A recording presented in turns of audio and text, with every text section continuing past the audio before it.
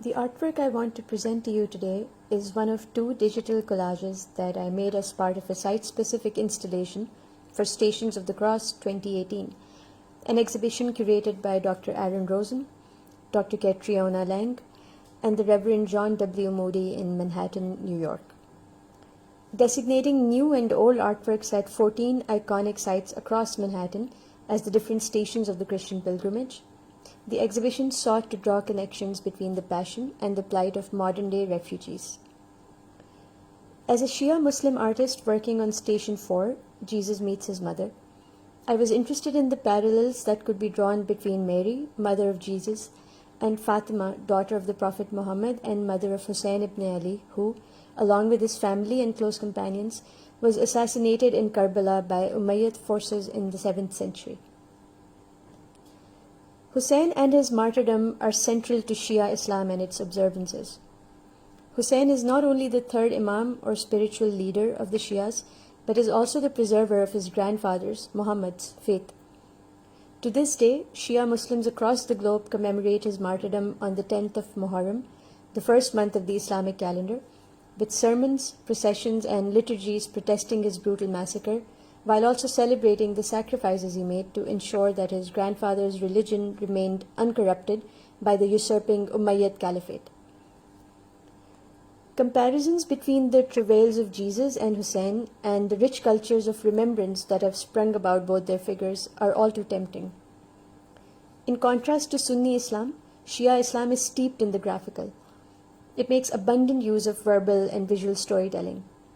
Creative expression of devotion is greatly encouraged in Shia communities and manifests in the forms of objects, assemblages, sets, passion plays, epic poetry, and dirges inspired by and commemorating the events of Karbala in particular and the lives of the Shia Imams in general. In much the same way as the pilgrimage of the Stations of the Cross was imported from Jerusalem to Europe by crusaders and pilgrims returning from the Holy Land, a more personal and immediate experience of the events of Karbala was made possible in South Asia through symbolic reenactments of the crucial episodes of Hussein's saga, a practice that can be traced to the earliest Shia immigrants to India from the Middle East. Francis of Assisi is said to have inaugurated the devotional presentation of Jesus' crib or nativity scene in Italy following his return from Jerusalem.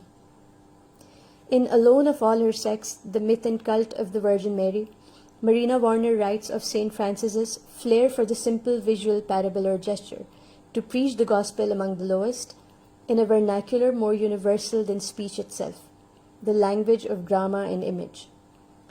A similar language of drama and image has been an integral part of the Shia mission, and in the context of South Asia, where Shias have always been a minority, this language has helped in withstanding and overcoming the challenges associated with migration, assimilation, and political persecution.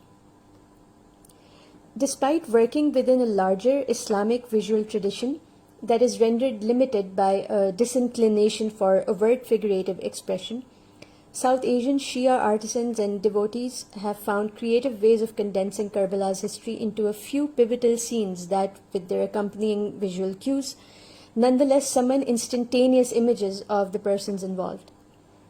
The first 9 days of Muharram, leading up to the climax of Hussein's martyrdom on the 10th, are consecrated to these various episodes and symbolized by different devotional objects. The 6th of Muharram, for example, is dedicated to Hussein's infant son, martyred at Karbala and symbolized by metallic or wooden cradles displayed in processions and congregations. The 8th day is dedicated to Hussein's brother and flag bearer, also martyred, and is marked by processions of model flags and standards. The 10th day is reserved for Hussein himself, and riderless horses are led through processions in memory of Hussein's own horse, Zuljana. In the absence of the figure itself, suggestion and anthropomorphism are employed frequently to spur recollection and evoke pathos. The infant's cradle will sometimes have a small turban set in its midst, to grant a more human appearance to the object. The alams or battle standards associated with Hussein's fellowship will at times take on uncannily human appearances, and in cities such as Hyderabad, India, that are historic Shia centers, Some alams will be topped by decorative emblems with jewels set into them in a way that mimics the features of a human face. The processional horse, Zuljana, in certain iterations, will have a plumed turban set atop a heap of fabric spattered with red and a shield to conjure more vividly the image of his fallen rider.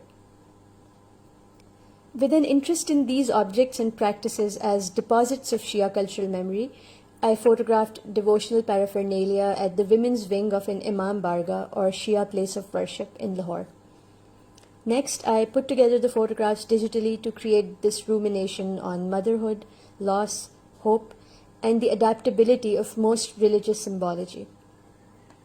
In popular Shia devotion in South Asia, various women from Muhammad's and then Hussein's family are ascribed different roles for the perpetuation of Shia doctrine and tradition. Fatima, through whom Muhammad's bloodline was safeguarded, occupies the top echelon and symbolizes light, infallibility, and intercession. She embodies too the archetype of the grieving mother, though she was not alive at the time of Hussein's martyrdom, and is commonly believed by Shias to be present in spiritual form wherever in the world her son is being mourned, dispensing blessings and the promise of salvation for the mourners. Then there are Hussein's daughters, wives and sisters, who traveled with him to Karbala and were subjected to maltreatment by his opponents after the battle, and to whom are assigned, respectively, the roles of persecuted orphans, grieving widows and mothers, and undaunted witnesses and chroniclers. The assignation of these roles ensures that Karbala, like the Passion, remains accessible for people of all ages, genders, and strata. The scope of Hussein's sacrifice is rendered vast, all-encompassing, and with timeless lessons for all. This is the interpretive openness I was keen to show, and so the cradle I chose to feature here was a relatively simple one that bore no inscription in Urdu or Arabic, and was glaringly empty. It could be the cradle of Hussein's massacred infant, it could be the portentous empty cradle of folklore, or it could be the cradle of the infant Jesus. There is in fact a miniature cradle of the Christ child from Belgium, housed in New York's Metropolitan Museum, that dates back to the 15th century and is strikingly comparable to the embellished cradles of Shia liturgies. It is also interesting to note that cradles such as the one at the Met were gifted to sisters taking their vows upon entering the convent and would at times be rocked and serenaded by them in their roles as the Christ child's surrogate mothers. In Shia gatherings, similarly, the cradles serve more than mere decorative purpose. Women who want or are expecting a child, have lost a child, or are tending to an ailing child converge on these cradles and invoke Rabab, the mother of the slain infant, in their prayers. The cradles become intercessory. The pair of disembodied feminine hands holding the cradle aloft in my work is a nod to the celestial flights and miraculous teleportations from Shia and South Asian miracle tales and folklore associated with saints and mystics. The flying bed or cradle, Udan Khatola in Urdu, is often the choice vessel of otherworldly or superhuman beings, usually female, who travel between worlds in many folktales from Muslim regions. It is an object imbued with immense power, something that I try to convey through its centralized positioning and luminescence here. A further personal point of interest for me vis-a-vis the female body and objects or totems of power was how, particularly in patriarchal societies and cultures, feminine physical agency will sometimes have to be disguised as or transmuted into magical or supernatural objects. These objects or phenomena will become extensions of the body, enabling, to quote from Clarissa Pinkola Estates' Women Who Run with the Wolves, the physical body to enjoy deepened insight, hearing, flight, or protection of some sort for both psyche and soul. Light has its own special place in Islamic tradition, particularly with regards to Fatima, whose epithet was Zahra, meaning radiant. Light imagery is a prominent feature of Shia invocations and eulogistic literature centered on her person. The presence of candles in this work alludes to this, while the roses signify the fragrance believed to have emanated from Muhammad and his family. In 13th to 16th century depictions of Muhammad in various manuscripts from the Islamic world, these symbols of his sacrality, light and fragrance, are presented as flaming aureoles or as angels conferring fragrance upon his person. At the same time, however, with regards to this artwork, the simple juxtaposition of candles and flowers can be read as symbolic of the universal act of keeping vigil, of remembering and honoring.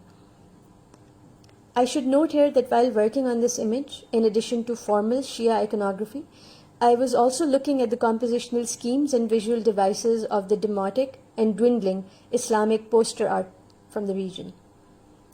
Like Islamic art in general, this poster art has transitioned over time from whimsical and representational to austere and non-representational. Narrative scenes from the lives of saints have been replaced by strictly symmetrical and heavily digitized design elements in a cold imitation of the intricate order of traditional Islamic ornamentation. While I took inspiration from the symmetrical compositions of these posters, there was some subversion in the uneven smattering of stars and crescent moon around the cradle and the garland of withered roses hanging desolate and askew. The venue of the Cathedral of St. John the Divine in New York City proved fitting, I believe, for the display of this work. The syncretism that inspired me and to which, as an artist, I aspired in my use of visual language was reflected in the city, home to the world's diasporas.